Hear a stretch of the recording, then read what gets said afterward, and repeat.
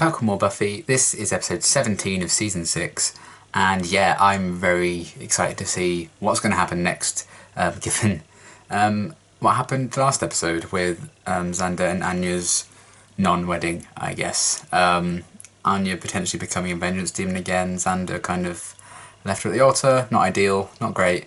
And I was really thinking on that, and like thinking back to Once More with Feeling, when the whole reason like Xander summoned Sweet was to see if him and Anya were going to get a happy ending, and he like really cared about that. Then when he was presented with this false future of them not getting that, that must have really like mucked him up, and it was a hot mess in the last one. But I am excited and intrigued and also scared to see how they're going to explore what happened in the last one, how it's going to affect people and stuff like that, and exactly how the story moves forward here. So yeah, very, very intrigued, and let's get into the next one. Oh boy. The nerds. I haven't had a decent night's sleep since... I mean, I'm going Jack Torrance in here, you know?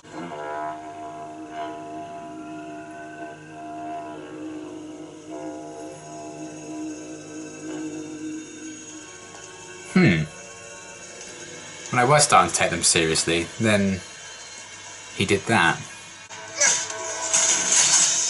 Uh-oh.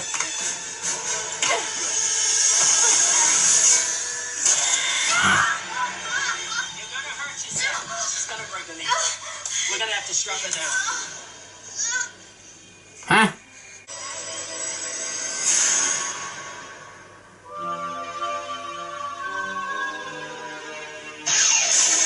How are you?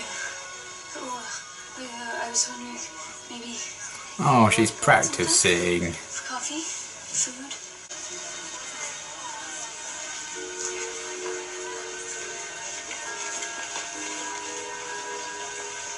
Ah. She's just a friend. There was no tongue. It's time for your drugs. They're like trying to convince her she was I think you're on drugs. in an asylum? Okay.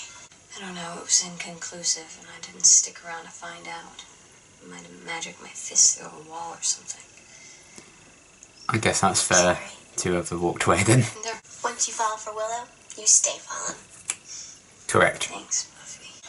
Hi. Xander? I'm back. Xander? Her suitcase is gone and some of her stuff. There's a close sign in the magic box. There's like... Oh dear. She left a couple days ago. But things got so complicated with the wedding and with my family and with her demons, and what if it all goes to hell and forever? But then I left. They could really raise the beam in making marriage a hell. And ever since... We all screw up. Especially this season. Quite literally in Spike and Buffy's case. We heard her a lot. Yeah, well, some people can't see a good thing when they've got it. Come on now. Run along. You know, I guess you know all about that, don't you? Oh, I knew he was going to say that. Heard who brought the house down. Oh shit. I don't need this crap from you. That didn't move. Oh, well. Guys, don't. Buffy, Ah. can you hear me? Look who's here. Buffy? Welcome home, sweetie.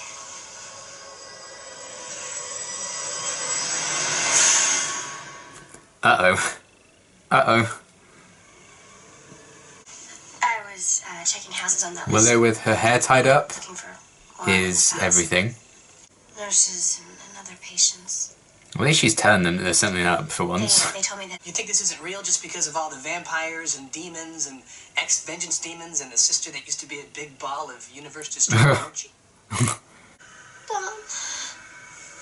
That's the sister, right? The magical key. Buffy inserted it all into her delusion. Oh boy. The entire history of it to accommodate a need for a familial bond. Buffy, but that created inconsistencies, didn't it? You're telling me. Friends, just three pathetic little men who like playing with toys. Dude, that boy And mines. Alright, you'll be in the know just as soon as you stop being all freakazoid. I think it's called Guilty. There's the Warren. I still say stick together. Okay? Ugh, he's such a manipulator. And a dick. You might never see her dad in like an actual real situation, do we? Symptoms. You have never been in an institution. Yes, I have. What? I got so scared. I told my parents, and they completely freaked out. Oh, shit. My parents just forgot. Would you forget something like that? That's horrible. What if I'm still there? Oh, What if I God. never left that clinic? Buffy. Buffy. I thought it would have been when like her cousin got killed by the Kinder Egg. And she'd have been saying, there's an invisible thing. Sorry, we got help. So, she's having the wig. Oh, boy. You know, in a different reality, you might not have left your bride at the altar. You might have gone through with it like a man. Okay, Come one more on. syllable about Anya. Hello there.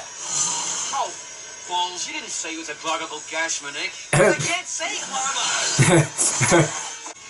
They really don't give her a break, do they? Man. I should be taller than you. Maybe you're not done growing. Coming apart. Oh, God, she's thinking of things now to try and prove it. We've missed you so much. I miss Mom you. and Dad just wanna... It's your ideal reality. And I'm not even a part of it. She's in an institution. It's not ideal, is it, Dawn? Come on.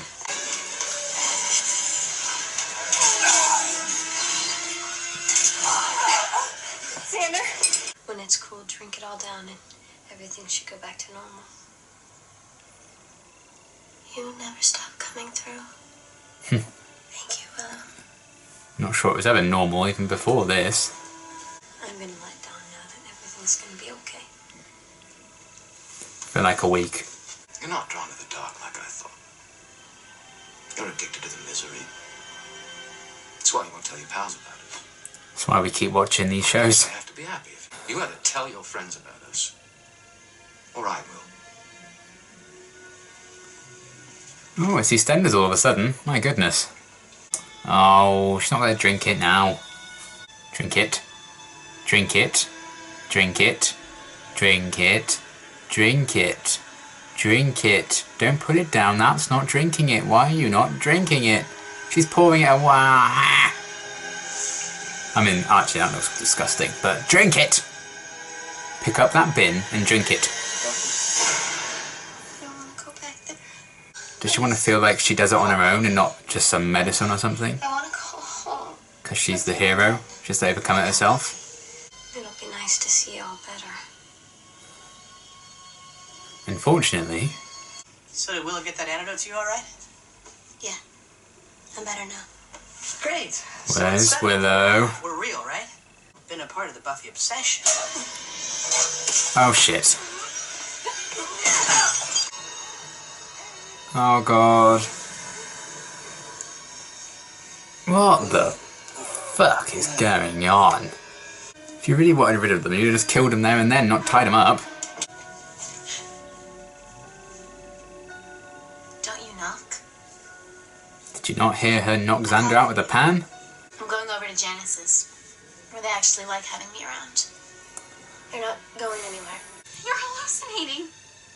I know. You're just a trap for my mind. Buffy, please Oh listen to me. god, what Asylum and a those mess. people, they're not real. It's interesting that she does seem to lean towards believing the asylum thing. It's ridiculous.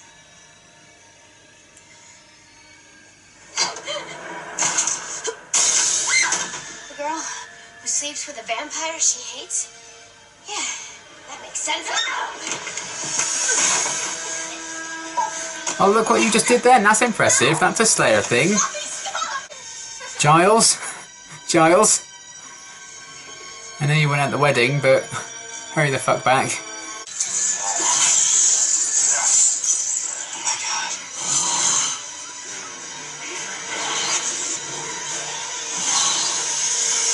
Wouldn't it just go for her as well?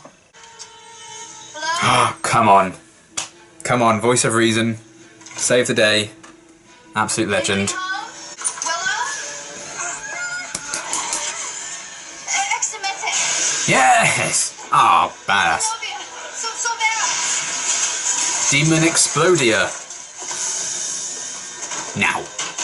I like that she's wearing a white jacket in both kind of timelines. Yes! No! Buffy, your dad and I, we have all the faith in the world in you. We'll always be with you. You've got a world of strength in your heart. I know you do. You just have to find it again. Believe in yourself. Oh, but she's gonna have to say goodbye to her mum again.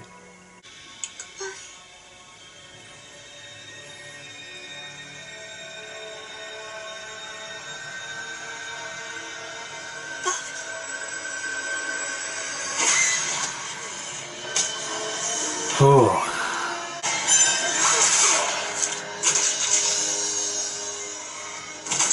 Ooh. Ew. Maybe you should invest in some gloves. Everything's gonna be okay, Buffy. Immediately you're like, it's fine. Ah!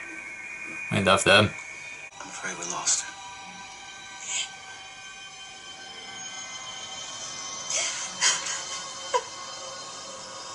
See, now this is just mean.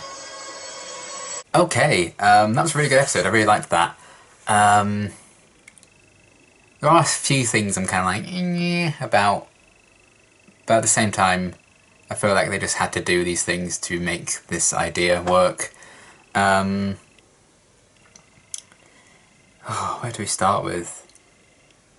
I mean, just the whole idea of, like, Buffy being tricked into thinking she was in an asylum. Taking out her friends and everything. It's a very twisted and dark idea. I kind of got a lot of like helpless vibes from this episode.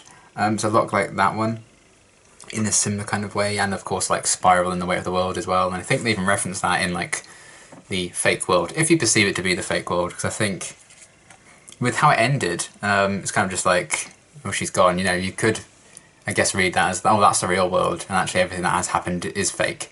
I mean, it is in Buffy's head, and now she's just gone because she's going to be in that world forever, which I definitely don't buy into. I definitely prefer this is just how it is, you know, the show that's been presented to us. But that's an interesting way of kind of interpreting that, I guess. But I don't know. The one thing that bugged me the most, I would say, is the sudden revelation that Buffy was in an institution for a couple of weeks when she first talked about vampires. That just screams, oh, let's add that in. That was never going to be the plan, but because we've thought this idea for an episode, let's say she was in an institution before. And she did mention vampires to her parents, and they just forgot. No, that did not sit right with me. I do not believe that in the slightest. That was just there so Buffy would be a lot more confused, I think, between the two worlds. So that I wasn't like, I was like, that's a bit crowbarred in, for me anyway. So I wasn't big on how they went about that. I'm not even sure they really needed it. If they made this world, you know, after everything Buffy's been through this season, she might be more torn between these two worlds, because in one of the worlds she never, like, died at all. And it was all in her head, and she might lean towards more, you know, towards that world, even if it is fake, because of that fact, because she got really messed up from coming back to life.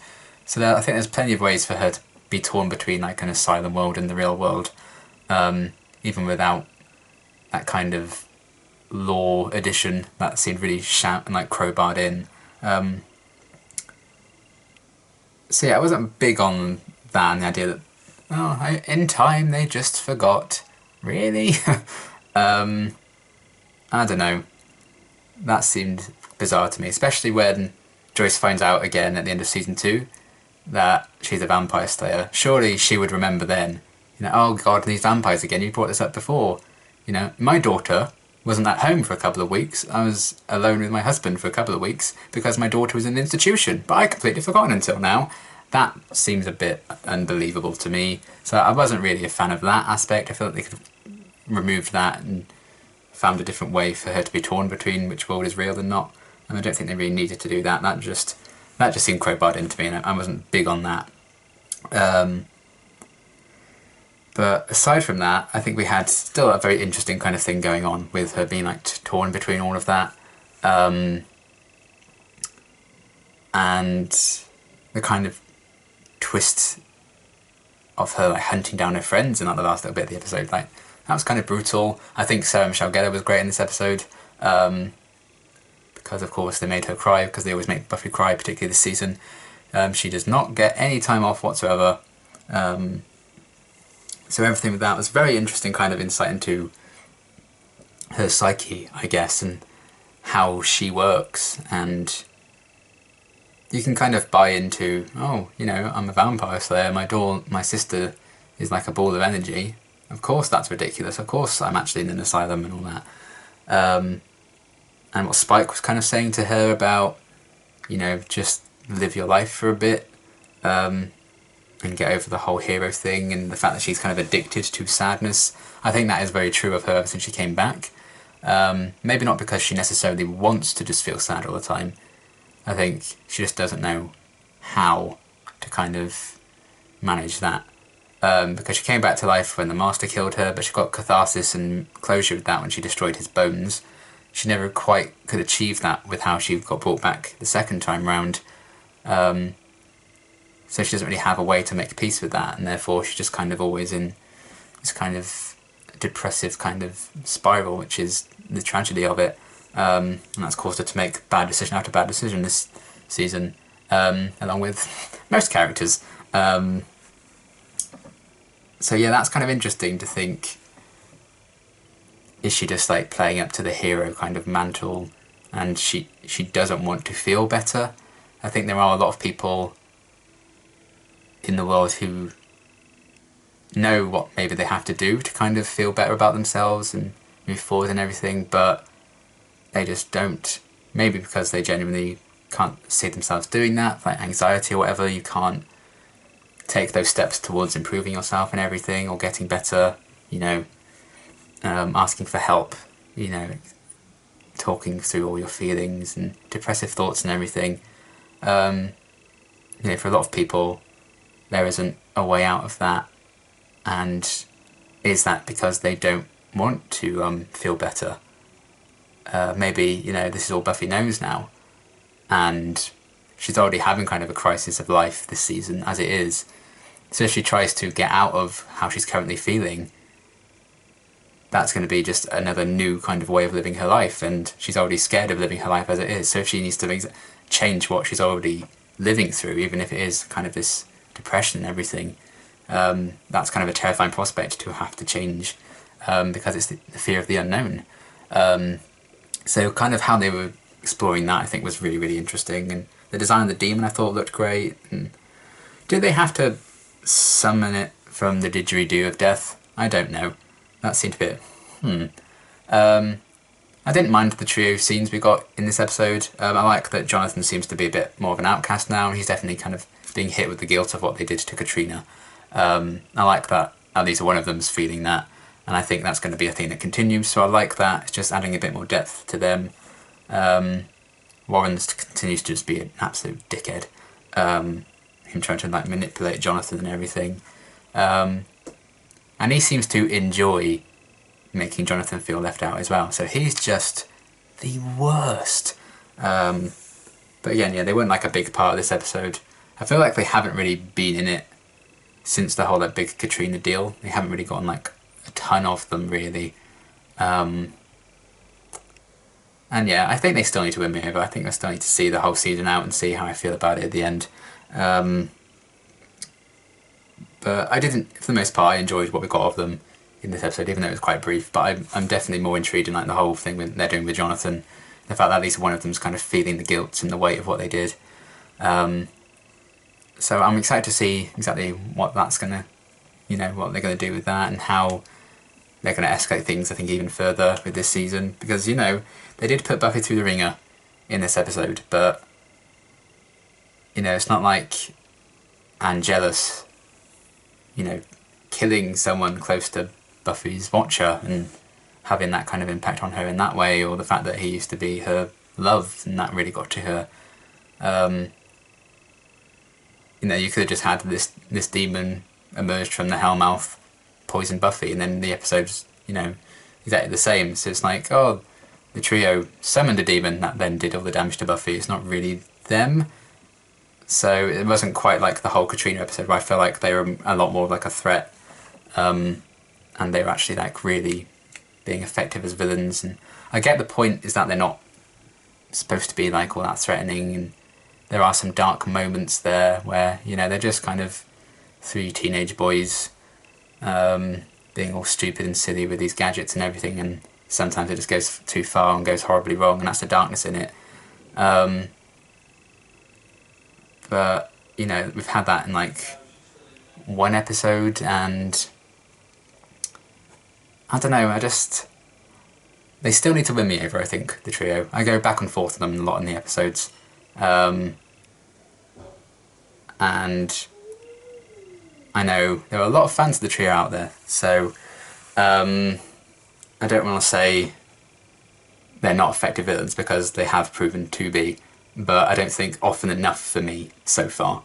But that could change, because we have, what was this, episode 17? We have 5 episodes after the season, so we have plenty of time for, and I'm sure they're going to really escalate things as we get to the end of the season, and I'm very interested in how they're going to wrap this up. I don't think they're just going to kill all 3 of them, maybe like 1 or 2.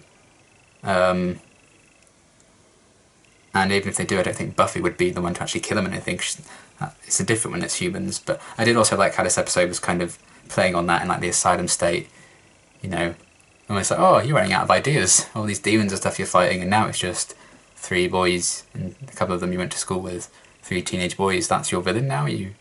How they were kind of, they did a lot of kind of almost taking the mickey out of this concept of Buffy and the villains and everything.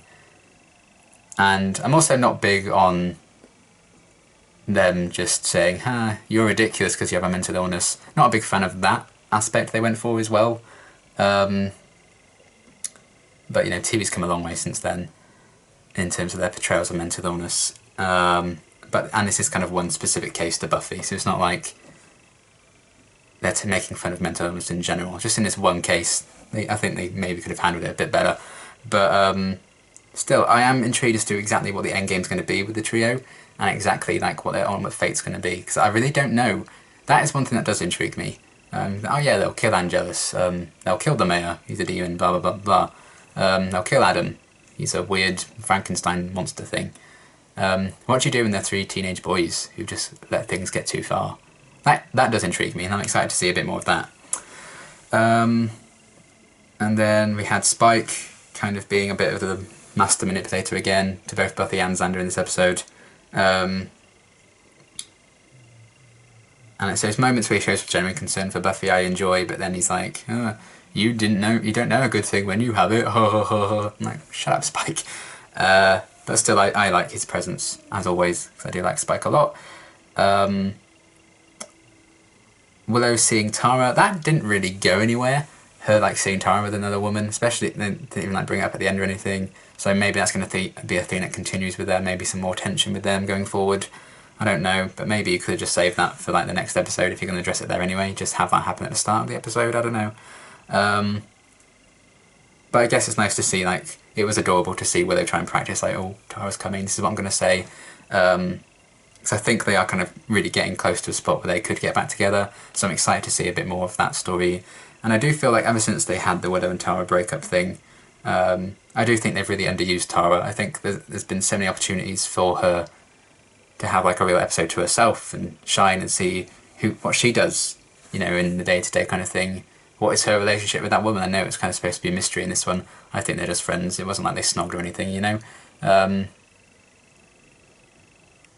But I think they could have done a lot more with her lately since the breakup and everything. They could have had like a Tara-centric thing where we see a bit more of her life, or her life using spells still and everything like that. Like, who is Tara without Willow? I think that could have been really interesting to explore. They haven't quite done that, which I think is a shame. So hopefully they really put more of a spotlight on Tara as they like pull Willow and Tara back to each other, because it's going to happen. And yeah, we also didn't get as much aftermath of the Xander Anya thing as I was expecting. I mean, Anya wasn't even in this one, so that's going to come back and bite us in the arse at some point. But I did like them, not what Xander was saying, you know, maybe I don't want to marry her, but I do still want to date her, because maybe they rushed things, maybe it was just too soon for him. All these different kind of reasons why it all went wrong in the last episode. I liked that. and the fact that after everything that went down, Buffy and Willow were just like, oh, we're here for you, we understand, you don't need to explain yourself, blah blah blah. They're just supporting him straight away. I loved that. And after everything with Buffy went down, she kind of snapped out of this reality, saved them all from the monster thing.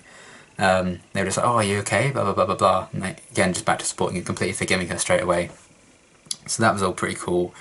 Just shows how tight that unit is, except maybe for Dawn, because she's like, I'm not in your ideal world. I'm like, she's in an asylum, Dawn. She's locked up in an asylum, doubting everything she knows. My goodness. In this situation, it's not about you. That was one occasion where I haven't quite seen Dawn's side of things. I was like, come on, Dawn. She's literally going through it at the minute. And you're like, yeah.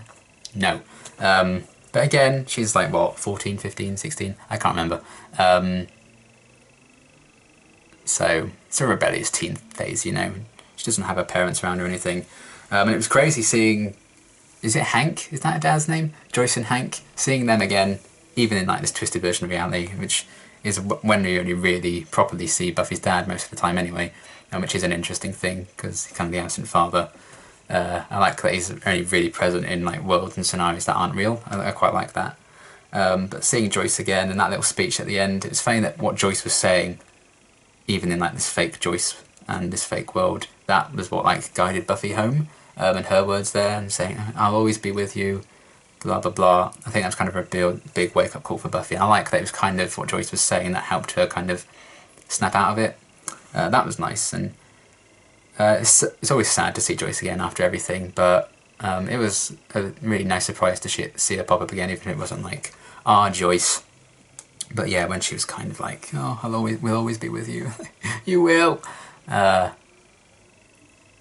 think, you know, what is more of a thing based in reality than your mother dying of natural causes in this like crazy world of the Hellmouth and everything? That's kind of a real point, I think, that this has to be real, otherwise she would have been killed by a demon or something, but she wasn't, and I think maybe that got to Buffy as well, and that helped her save the day, because we all knew she was just going to snap out of it eventually, and when she saw her friends in trouble and everything. But still, I liked the inclusion of her parents and this kind of fake asylum world, which is then tied to a bit of Buffy's past. That was a bit crowbarred in, but still, I did like kind of how they were switching back and forth. I think some of the editing in this episode was very, very good in that regard as well. And then Tara showing up at the end there, voice of reason. I like that as soon as Tara's presence was there, Buffy kind of started that process to finding her way back, because Tara's like the guiding, calming light, who does no wrong, and we love. So that was a nice moment. It was a nice relief to actually see her again, like walking into the house and being with the group. It was just suddenly like, oh, everything's going to be okay now, Tara's here, which is kind of a nice wholesome feeling about her character. And because I think they have kind of underused her a lot, ever since the breakup with Willow. And, you know, she was in that one scene with the woman earlier, and then she wasn't in the rest of the episode. So seeing her, it was just really nice, wholesome scenes. But yeah, overall, a really, really good, solid episode. Just like the few little things I mentioned that did kind of bother me a bit. But I can kind of forgive a lot of them because they did tell a pretty interesting story.